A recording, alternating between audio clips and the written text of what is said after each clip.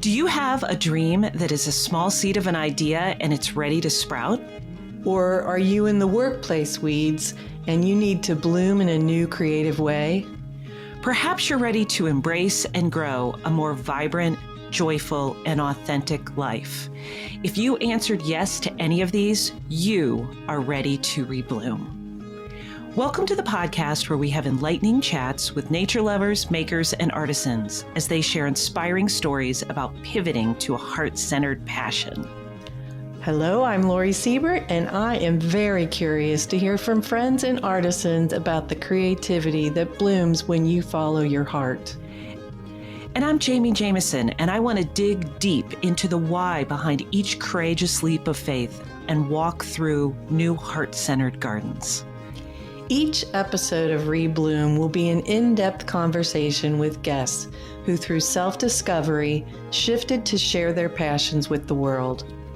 Get ready to find your creative joy as we plant the seeds for you to rebloom. Well, welcome everyone to another episode of Rebloom, where we talk to makers, artisans about how they have had one career and maybe pivoted to another career.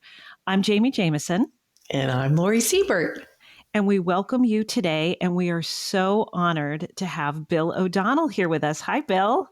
Hey, gals. How you doing? Hi there. Nice to see you. Thank you. Likewise. Well, thank you for joining us, Bill. I guess I should, in full transparency, let everyone know that I've known Bill for a very long time. We went to college together. Scary. Yeah. Yeah, like, 5 years ago, Bill, I would say. Something like that. But we've had a whole lifetime of changes and pivots. But along the way, and thanks to social media and thanks to friends and everything, we've stayed connected. And so Here we are today talking about your journey. Yeah. But real quick, getting back to that, it's amazing how when you know somebody as long as I've known you, it doesn't take anything to reconnect. It doesn't. At all. It's the best. It doesn't. It's effortless. It really is. It's like you pick up and you're like, oh, it's 1980. That was you, not me. This is true. This is true. Well, let me introduce everyone to you, Bill. Bill grew up in northern Chicago, and he and his wife and their 4 kids still live in northern Chicago. And about 20 years ago, he found a little slice of heaven in Wisconsin. And he found a beautiful farm along the, and how do you say this, Bill? It's Pecatonica River? Exactly. Pecatonica. It's an Indian word. What does it mean? Do you know what it means? I do, and I can't remember off the top of my head, but it was all Indian country. It means beautiful, peaceful farm is probably.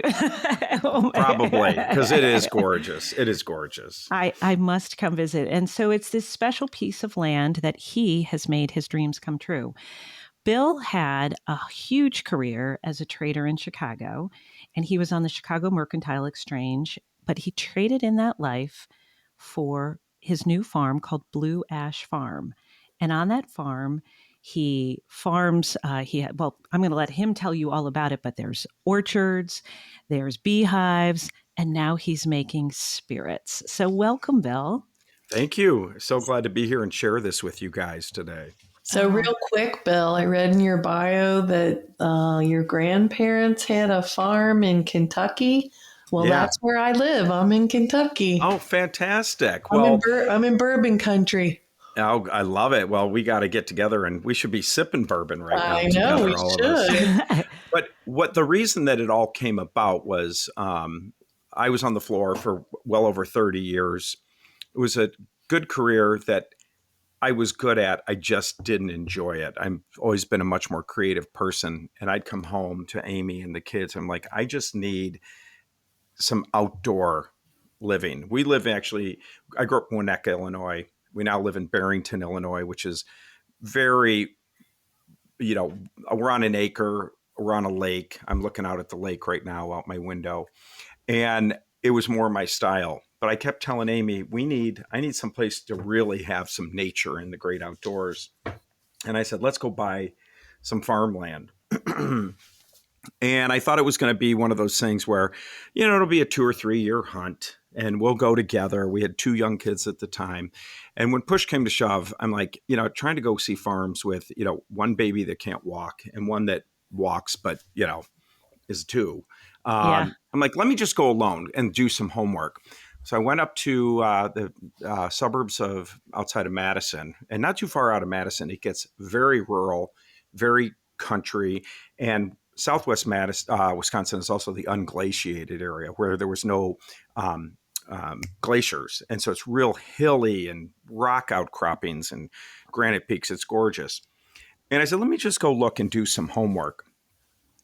And my job on the trading floor allowed me, even though I didn't like it, to have the resources to be able to buy something.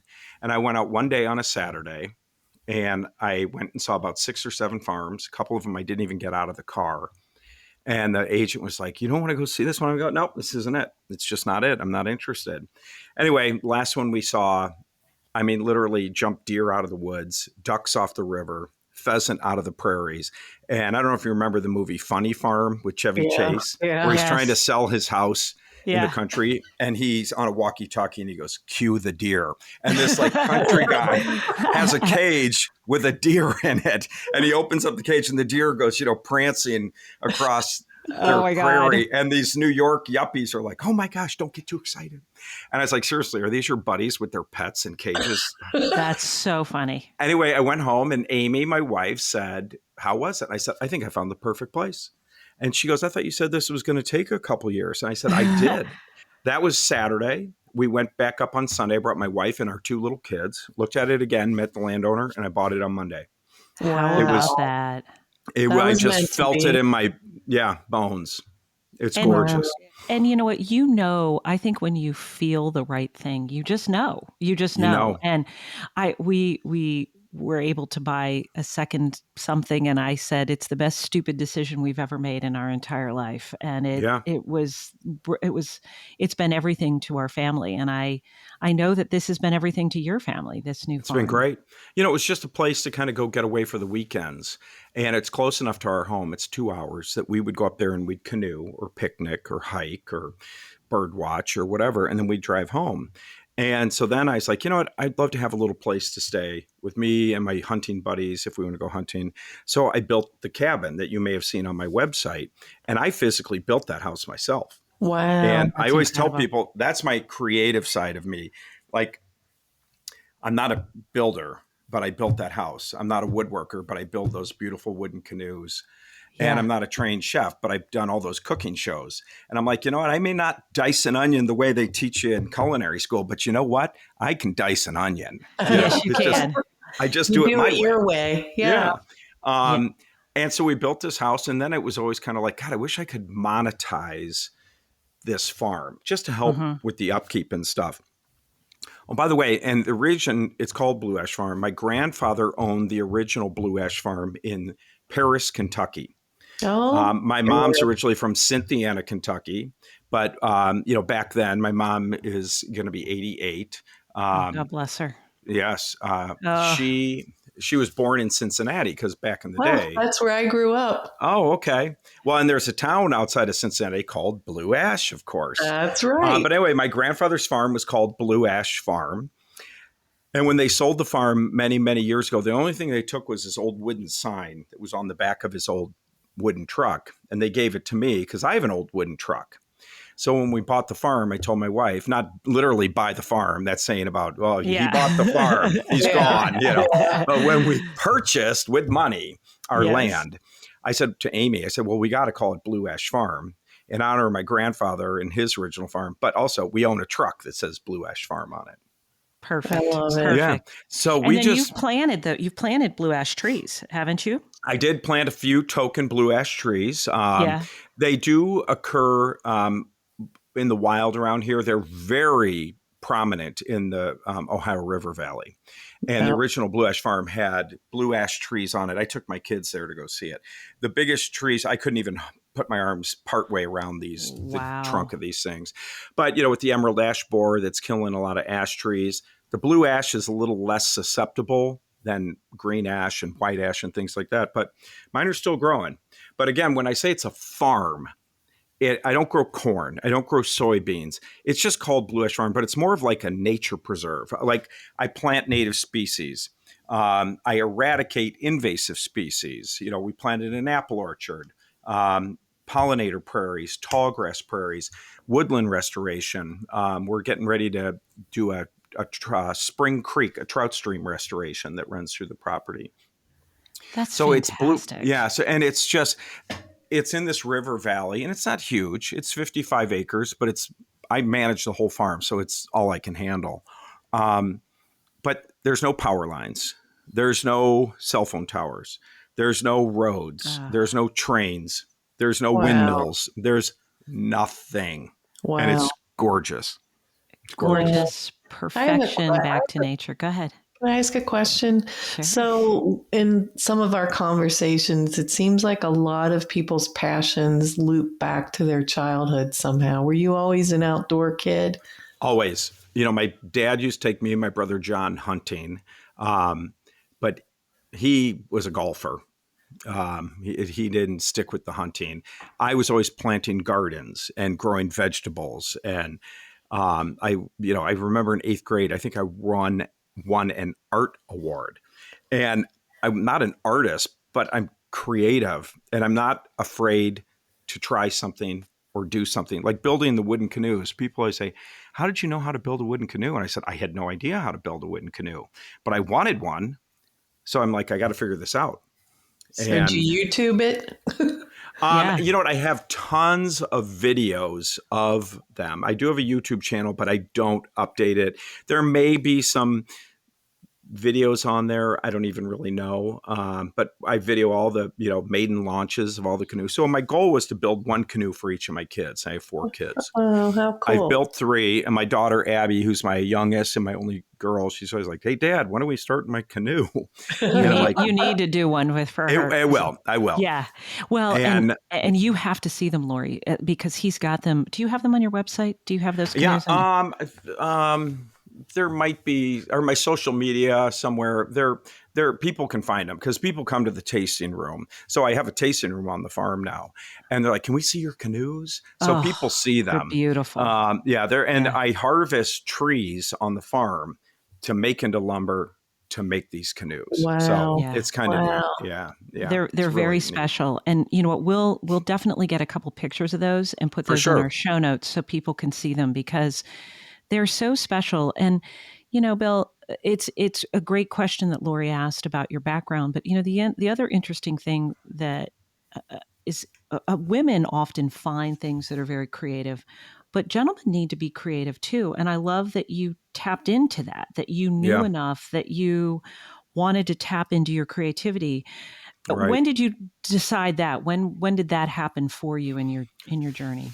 So, on the side, I was always creative or doing something creative, meaning like, again, I'm not an artist, but I like to create with my hands, whether it's a woodworking project or the gardening, or I cook a lot. And when I did the Rachel Ray show, I remember the producer called and said, hey, send us the recipes. And I was like, you got it. And I hung up the phone and I turned to Amy. I go, holy crud, I got to go to the grocery store because I don't have any recipes. And they wanted me to do a pulled pork, and you'd have to watch the episode to see it. But I went and bought everything and then literally measured everything I did, to my homemade barbecue sauce, my homemade rub, how long I cooked everything. I measured and wrote everything down, and then I sent it to them because I don't have recipes. I just know what to do. And and it was the same thing with building the cabin up there. I'm like, I've seen enough of this old house that I know I can do it. And I did. But I was always creative. Even my siblings, I'm one of 7. They always say, how the hell does he know how to do that? In fact, my brother, Chris, who's a celebrity actor, I guess you could call him. He was on a talk show once. I don't know if it was the Tonight Show or the whatever show it was. And they were like, oh, Chris, you're really good at this, and this. And Chris goes, you think I am? He goes, you should see my brother, Bill. He can build a house, and he was talking about my cabin because they're just like, how do you do that? I'm like, I really don't know. I'm just not afraid to try. I've always been a little bit of a risk taker, scared, but I just But just like if you don't do it, you're never going to know.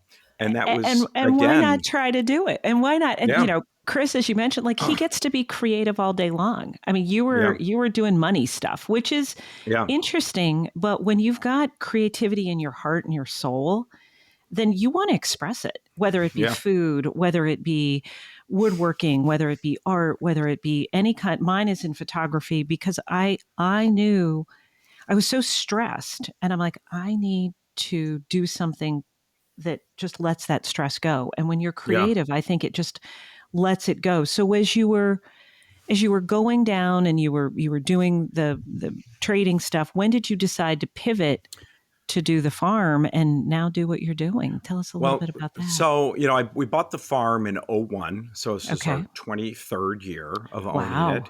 And it's interesting. I don't know if you've ever heard the old saying about the best time to plant a tree is today or 20 years ago. And when Ah, I bought the farm, one of the first things I did was planted a bunch of trees. I have some oak trees that, Oh, were maybe that big around, maybe a 3-inch diameter that are now, you know, and they're oak trees, which are slower growing. They're big, giant, nice trees. oh, And I'm that's still awesome. planting trees.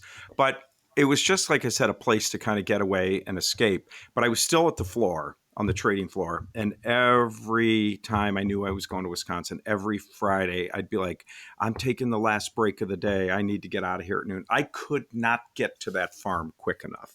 Oh, I love And that. do, and I still to this day, I'm going up tomorrow. I've got tastings all weekend, and I'm doing some spring cleanup, some trees that fell and things like that. I work like manual labor all day long when I'm up there, literally from sun up to sundown, and I love it.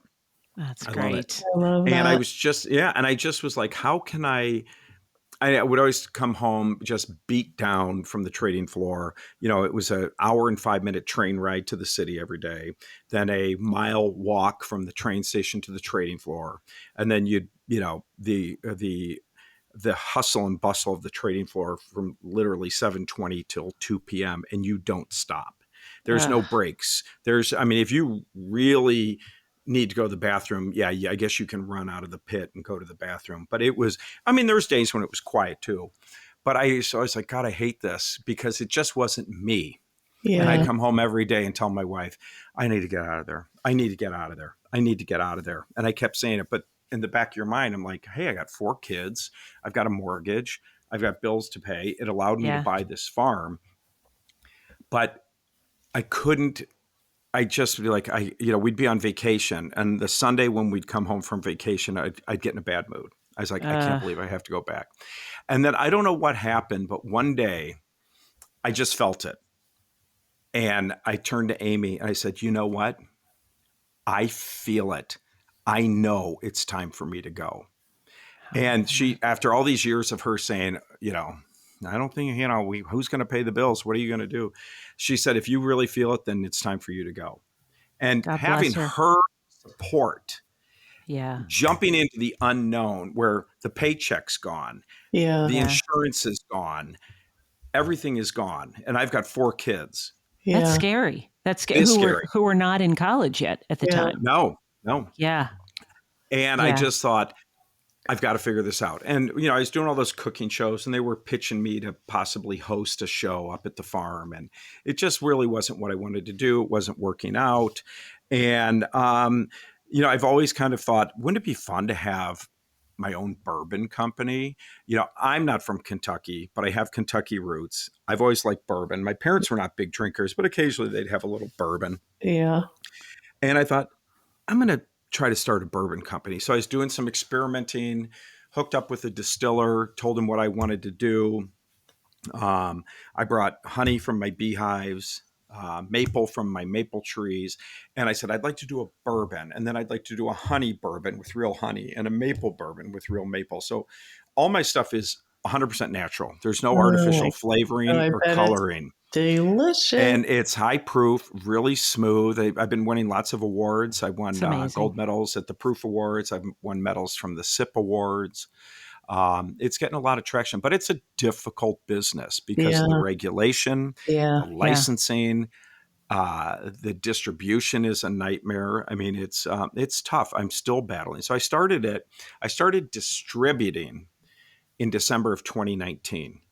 And then in March of 2020, every bar and restaurant in the country shut down. Yeah. And I'm Yeah. like, then you think like, oh my God, I made a mistake. My business relies on bars and restaurants, and there are none open in the country right now. Yeah. So I got through the pandemic, and it was interesting. I was talking to the guy that prints my labels for me. And I said, boy, Brian, I said, this is just so tough. I just, the pandemic really set me back. He goes, Bill, I printed labels for other companies the same time I printed your labels before the pandemic. And he goes, they don't exist anymore. Oh, and he wow. goes, and you do. And I was like, you know what? I did make it through that. You did. And it was difficult and stressful. And it's still difficult and stressful. But that's part of the journey. In fact, today's Valentine's Day that we're recording this. And I got my wife a card and it says, risk is never fun, but you took a risk on me, and isn't it great? Or something like that. Yeah. And I don't remember. Yeah. And I wrote in the card, she hasn't even opened it yet. I think I said, the journey continues. Risk is never fun, but sure, you got to be prepared for it to fail. But the risk can just be, the rewards can be so satisfying, whether it's monetarily or mentally. Monetarily, it hasn't happened for me yet. I'm, knock on wood, I'm still working towards that. But I did this, and I'm winning awards, and people are talking about it online, and I get messages. It's really interesting. Or you walk in a store and there it is on the shelves. So do you distribute to the Cincinnati area that I can buy some of it? So I will tell you, we applied to the Liquor Bureau of Ohio. We sent it in before, we had to send it in before the end of the year, which we did. And then we kept saying, where is it? Where is it? They lost it. They had it and lost it. So we literally just resent it. But they aren't backing us up to this date. They're going back to our previous date. So we're just waiting for approval from Ohio, because Ohio is a control state. So it's a little different than everywhere else we distribute. In fact, I have somebody who lives in Blue Ash, Ohio, who emails me and they're like, how come I'm on your website? And because we ship to 42 states right from the website, how come I'm on your website and I can't ship to Ohio? I'm like, because you're a control state. So he was shipping it to Kentucky. Yes. So he was shipping it to Kentucky and then going to get it from his friends. So, it's a little great. But I have a lot of bourbon loving friends. That's why I'm asking. I'm would love this. I would love to buy this for because my one friend collects, he's got Pappy and Blanton's and all. I would love to get his feedback too. I like all feedback, good or bad. But what's interesting is that, so if this happens, I'm going to take a road trip all around Ohio, and I'm going to go to all of our friends from college, Akron, Cleveland, Rocky River, Avon Lake, Columbus, Youngstown. Cincinnati. You're coming to Youngstown. I'm going everywhere, and I'm going to have little tasting parties. Oh, absolutely. And I'm going to reach out to my friends that live in different areas of Ohio, because Ohio's different where it's state-controlled stores. So it's not like around here where I can go to a store and say, hey, I'd really like you to carry my stuff. They can just say, no, thanks. And it's over. Yeah. In Ohio, I can say, well, I have friends in Youngstown. I have friends in Cleveland. I have friends in Columbus. I have friends in Blue Ash. I want to go to a liquor store there, a liquor store there. And I get to choose. Yeah. So, nice. So I got to, travel the state and figure out where I want to be. Well, when you come this way, we'll have a little podcast tasting party. I would love to do a little tasting. Let's take a quick minute and thank our amazing sponsors. Our podcast is proudly brought to you today by Jet Creative and Urban Stems. Jet Creative is a women-owned marketing firm committed to community and empowerment since 2013. Are you ready to rebloom and build a website or start a podcast? Visit jetcreative.com/podcast to kickstart your journey. They will help you bloom in ways you never imagined. And bonus, our listeners get an exclusive discount when you mention Rebloom. And a huge thanks to Urban Stems, your go-to and our go-to source for fresh, gorgeous bouquets and gifts delivered coast to coast. Use Bloom Big 20 and save 20% on your next order. And don't forget to subscribe to this podcast and follow us on Instagram and Facebook at Rebloom Podcast. Thanks to our sponsors, and thanks to you for joining us today. I have a question for you. We talked a little bit before we press record. You have 7 siblings, did you say? I'm one of 7. One of 7. Yeah. And a lot of them seem to be entrepreneurial. Where do you think that comes from? I think Genetic? that we've all been outgoing. We're all, not everybody, but everybody's outgoing, but not everybody has that, I don't want to say risk, but some people are risk averse. We are to a degree, but we've always been kind of a creative family. I have a couple of sisters that, were housewives and they raised kids. One that was in radio sales. I have a sister that's a real estate agent. I have a sister that was a teacher. I was always the financial guy that pivoted to this. John had the corporate job just like everybody else, but he used to make commemorative golf shirts for he and his buddies when they'd go on golfing weekends. And they always loved them. And I'd grab boxes of them and I'd bring them down to the trading floor and I'd sell them for them. And I'd be like, John, I just sold that whole box of shirts for him. He's like, you're kidding. And so he was doing this while he had a full-time job. And then it got to the point where he's like, I think I'm going to jump into this and really take a stab at it. My sister Angela has always been like a fashionista, great personality. She's got a site, Waygit, WAYGIT, which is an acronym for Where Are You Going in That? Because she used to help friends and family clean out their closets. And she'd come to our house and she'd have Amy upstairs and she'd pull a shirt out of the closet, look at it and turn to Amy. And Amy's like, well, I kind of like that. And Angela would go, well, where are you going in that? Oh, that's funny. If you can't answer, it goes in the Goodwill. Oh, wow. And so, So she's like, that. Yeah, you'll have to look into her. But we'll put that link up. We'll put that link up for her. And the other one that he mentioned sort of subtly is Johnny O, who created the Johnny O clothing line. And he took that big leap of faith. I mean, that's 100%, 100%. And now it's so big, John's more of the face of it. He's still involved, but they've got tons of employees. And I mean, people are constantly telling me, oh, there's Johnny O here, everyone wears Johnny O. Colleges, everywhere. And then athletes, presidents, politicians, everybody wears it. It's unbelievable. And then Chris is your brother who got into acting real young, and he's definitely doing, that being an actor's risky too. I mean, that's a lot of risk. Well, it was funny when we were all younger, we all did like commercials and modeling, nothing really extensive. In fact, when I got back from college and I lived downtown, I was still doing a little bit of print stuff. And nothing great. But I was like, you know what? I got out of work at 2:00. I can ride my bike to these auditions and look-sees or whatever it was. And what the heck? Make a little money here. Well, after 7 kids, Chris was the youngest. My mom had more time to kind of get him to the city to auditions. Yes, right. And I remember his first audition, like serious, he had done some commercials and things like that. And his first one was he had to go to LA for a screen test. My parents were out of town. He was 17. I think I was 21 or 22. And he's like, I got to go to LA for a screen test and I need a chaperone. I said, I'll take you, because we lived out in LA as kids. And so we went out there and he had a screen test. I dropped him off at the studio and he got the job, and it just snowballed from there. And and it's, he's had a very long, good career. He sure has.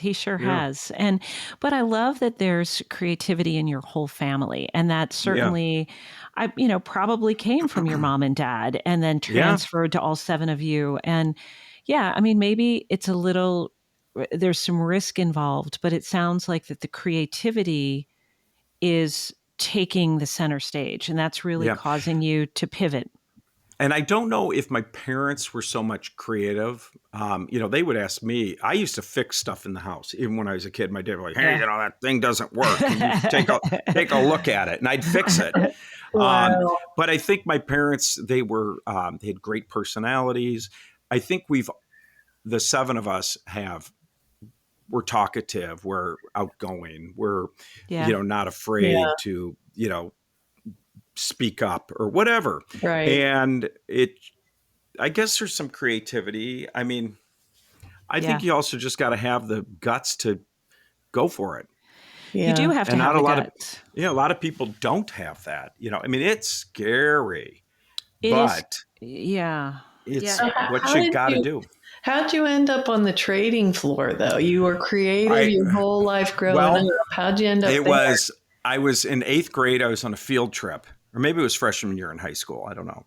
And we went to the trading floor, and I looked down through the visitors gallery, and I saw my next door neighbor. So I was, 14 or 15? I don't know. And I was like, wow, there's my next door neighbor. And I remember calling him that summer, and I knew nothing about it, but I knew they hired a lot of young people to be what they called runners, and they would take the orders in and out of the pit. And I called him out. I said, hey, can I come work for you as a runner? And he goes, oh, let me call you back. And then when he called me back, he's like, well, I was 15. He goes, how old are you? I go, 15. He goes, well, you need to be 16 to be on the floor. But back then, there was no computer, anything. I just filled out a piece of paper and backdated my birthday. Yeah. And I Kind of was like there we did at John Carroll, but we won't talk about that. Right on. But I was there every summer through high school and college. And then when I graduated college, I mean, I was out at John Carroll for 1 week. And my dad goes, so when are you starting work? And I was like, oh my gosh, really? And so I just thought, I'm going to just go back to the trading floor and see if this is for me, because it was a job. Yeah. Yeah. And again, like I said, I was young. There weren't a lot of people my age that owned memberships to the floor. And I just kind of got thrown in it. And that's where you're just like, oh my gosh, can I really do this? But you have to. When you're thrown into it and you have to do it, you can't run and hide. I was scared to death. I was a pipsqueak. I was 21 or 22 with all, grown men. And I just went in there and I just like, do what you got to do. And it was nerve wracking, but and then I just kept growing from there. And, which is probably how why long did you do that?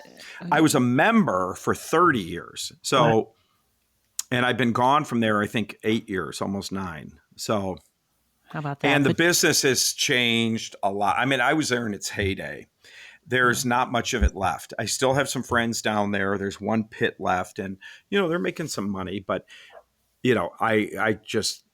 I don't know if I'd be alive today if I had stayed. I was so stressed and unhappy. And I was like, just for my sake of life and happiness, you know what? I'd rather have less money, but do something that I want to do and try to grow it into something. I mean, my farm is spectacular. It doesn't make me money, but what I built and created is so gorgeous. And now when we have tastings up there, so I have tastings this time of year in the little house I built. And then I have a big timber frame outdoor pavilion, which I've got to get pictures of that on the website. And in the summer, I have the tastings out there, and it's just surrounded by prairies. And last year, I remember there was a tasting, and the whole tasting, butterflies just kept flying through the pavilion. And people are like, Oh, wow. do you grow butterflies? And I was like, it was Did you funny. say cue the person letting the butterfly? Cue the butterfly. Cue the caterpillar.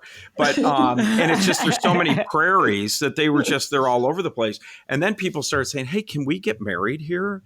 And I was like, sure, why not? So now we just booked another wedding for this summer. Oh, and wow. It's just scenic and gorgeous, and it's a lot of fun. But Do your family? Oh, go ahead, Jamie. I was going to say that same risk that you took when you were in your 20s, though, Bill, probably was, what gave you the courage to take that same risk towards the farm and just say, you know what, I've got to do it. And I think when you know, all right, I'm going to do the responsible thing, do the money thing or do the job thing. But there is a point where then there's also peace of mind and happiness. Mental health. Yeah. And you know what? I work my ass off up there. And it's only for personal gratification. I don't get any money for it. I mean, I have transformed what was once beautiful native prairie, river bottom Indian country that then was drain tiled, became cornfields, then neglected pastures. And I turned it all around and brought That's back the amazing. wetlands and That is, brought back the prairies. And 23 years later, it's unbelievable, the transformation. It that's really is. amazing. That's Does your your legacy, and family that's love an it? incredible. Yeah. Yeah. Does your family love it? Do they go up there? Yeah. Amy will go with some girlfriends, and they'll have wild girl weekends. And, over the years, I'd take, if it was one of my kids' birthdays, I would take that kid and a bunch of their friends, and they'd have a camp out outside. Oh, that's I'd cook awesome. for them. We have big family campouts there now with people that I've known since first grade. And all of our kids know each other literally from the family campouts up at the farm. Wow. Or there's times like my oldest son, he'll go, last 2 summers, he's gone up there with a group of friends. And now, granted, this is a little house. It's got a lot of beds and a bunk room. But he's like, oh, we had 26. And I was like, oh, my Oh, God. gosh. I go, where did everybody sleep? And he goes, I don't know. Or did they sleep? Yeah. Who knows? But they just, you pull in and it's like you have 55 acres to yourself. There's That's nobody around. amazing. And you can explore. We have probably 3 miles of walking trails. It's gorgeous. So yeah, my kids love it, but they're also, some of them are at the point in their life, FOMO, too much going on at home. Yeah. Hey, if I go this weekend, there's a big party, I can't go, Yeah. But and we went through that with our summer house in Michigan. I remember at one point my parents were like, well, we're just going to sell the house in Michigan because none of you guys ever want to go. They got through it. And then, of course, as you get through it, then you get older. It's like, oh, my God, I can't wait to go to the house in Michigan. Yeah. Yeah. So it'll many come around. Memories. It's Yeah, a place it'll come you're around. making tons and tons of great memories. Great memories. And, it's funny, that one other point, I know I talk too much, but I have a good No. friend. He and his wife had bought a timeshare. And, when you buy a timeshare, they always say, hey, do you have any friends that might be interested in this timeshare? And, of course, he gave them our name. And so the timeshare company was calling us. And I said to Amy, I said, yeah, these guys get to go to all these cool places. I said, but I want to go to one place and have history and plant the trees that, now my kids are climbing those trees and all of our pets are buried up there, and, have some consistency. And like we had to rip out our apple orchard and replant it a few years ago. And our first orchard with nice big trees. And I remember my son Patrick helping me. I go, you and your kids are going to love these apples, Yeah, you're planting for the future, Yeah, I love that. And you're making huge family memories for for now and for the future. And that's, when we talk about reblooming, it's reblooming to find your passions, but also making the world a better place. And you've made not only this land, you've made this land a better place. You're creating something. My health a better place, or my mental everybody. health, Yeah. I'm still stressed because starting a business at this late in your life, and especially in the liquor world, it's difficult. And I'm still struggling. But I don't think I would have lasted any longer on that train and commuting to the city and fighting on the trading floor and doing my thing. So it was a risk. I had to rebloom for myself. You know what I mean? Yeah. Right. And I'm still reblooming because, I had a big meeting this morning. And it's like, okay, we're figuring this out, and then you hit a roadblock. It's like, okay, now how do we get around this and keep moving? Right. And so I'm constantly reblooming, like, okay, there's probably got to be another way to do this. How do I think in a different sense? Yeah. There are always weeds. That's the thing. There's weeds, there's challenges, but yet I think when you're doing that heart-centered passion, to your point, how do I figure my way around it? It's not like, stop, no, I'm done. It's like, okay, well, this is just a little roadblock. I'm going to figure my way around it. Exactly. And things on your journey, things present themselves to you, and either you take it or you don't. And it's like with the place hosting weddings. I didn't build this farm and this pavilion to be a wedding venue. Right. Yeah. But that came to me, and it was like, hey, this could be an opportunity. We're not like booking out weddings constantly. They're very, I think we're limited to like 150 people, which is decent. It's a nice size. But we're not booking like every single Saturday. We're going to kind of pick and choose and things like that. And you'll appreciate this one, Jamie. So one of the weddings we had last summer, all of the flowers and including the wife's bouquet, all came from our prairies on the farm. I love Oh, it. that's That's Yeah. amazing. fantastic. That is That- fantastic. And I always tell people that, well, the last couple that booked a wedding, I said, you're welcome to the wildflowers. I can't guarantee you anything's going to be blooming, Yeah. because wildflowers, and they don't last. Like your flower Right, arrangements are right. gorgeous and they last a long Thanks. time.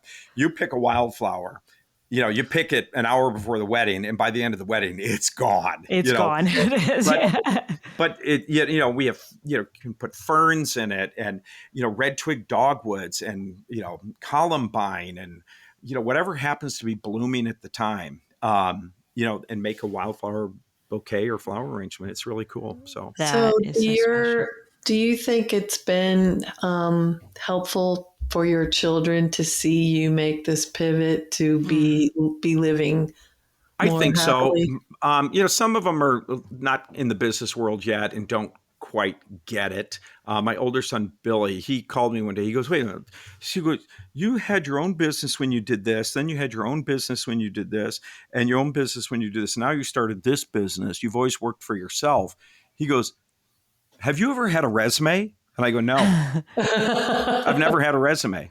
Isn't that Because I remember one time I'm like, God, maybe I should put together a resume and see what other kind of work I can do. funny? But, and he just goes, that's amazing, because Yeah. Oh, so I was, like I said, there were times where when I was doing my own thing on the trading floor, I was like, I just want a boss so that he can handle it or she can handle it. I don't want to have to deal with this. But, you do what you have to do as the boss. So you think do you think they have that entrepreneurial bug then? Or I hope so.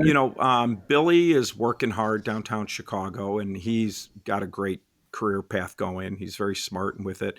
Patrick's my most recent grad, and he's a little bit of a free spirit, trying to decide what he wants to do. And he's more like me, where he kind of wants to work for himself, but he's trying to find that niche right now. right. Yeah. My son Jake is a freshman at Miami of Ohio, Ah, and so he's not there yet. And Abby is a junior in high school.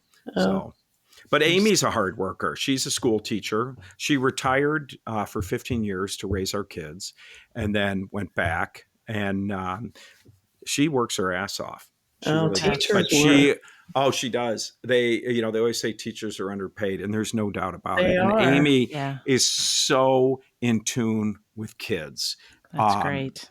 She just, even with my 24 nieces and nephews, it was always like, at family parties, they'd be like, Amy, do something. And Amy would plan events or things for the nieces and nephews to do. And she just knows how to talk to them, things like that. She's reinventing herself. She just got a side little insurance gig just because with the kids in college, she's like, I'm after it. So Well, there you go. Another rebloomer. Another Yeah. rebloomer. And it Yeah, doesn't. I mean, she's still doing her teaching. She's just like doing other things. So. It's so fun though. But I think what you've shown us, and thank you for sharing your story with us today, because I think it's so important, whether you're a man or a woman, that you find your passion, that you find what you want to do. And whether it starts out as a hobby, it starts out as maybe just driving down the road and finding a farm that you think, hey, this is just where I'm going to go so I can breathe the good air. But because you never know how that's going to grow. And look where it has grown your whole life. And it's taken your family in a different direction. It's taken you in a different direction. No but doubt. It's taken you in a beautiful direction, that you are growing your own business, another business, but try it again, and a tasty business, mind you. I know, Lori. I think we need to get on the distribution. Well, it ships to Kentucky. Really? It doesn't ship to Ohio. But wait, you're in where are you now, Jamie? Down in I'm in South Carolina right now. Okay, yeah. We ship there. Oh, there we go. Bill, thank you so much for joining us on this episode of Rebloom. Do you have any advice for our listeners if they want to rebloom? You know what? One thing I would say is sometimes opportunities are there. Maybe they're not obvious, or sometimes they're just staring you right in the face. But you got to look for those opportunities and decide, do I have the guts to do this or not? But you know what? It doesn't hurt to take those opportunities. So what if you fail? Who cares? No one's going to know about it. Yeah. Just take a chance on yourself. Take a chance on yourself because we've got one short life to live. Follow your passions, enjoy what you're doing, and go after it. And say Absolutely. yes. Say yes. Absolutely. Thank you, And there Bill. really is no failure. It's just all learning. Exactly. That's what I mean. Yeah. Failure is subjective. If you fail to yourself, nobody else is going to see that. Right. Exactly. So everybody get out there, rebloom, bloom, rebloom. Thank you so much. Peace, love, and rebloom, everyone. Thanks, guys. Have a good day. Thank you. Life is too short not to follow your passions. So go out there and let your heart plant you where you are meant to be and grow your joy. We will be right here sharing more incredible stories of reinvention with you. Make sure to subscribe to our podcast so you never miss an episode of Rebloom. Until next time, I'm Jamie Jameson. And I'm Lori Siebert. Peace, love, and rebloom, dear friends.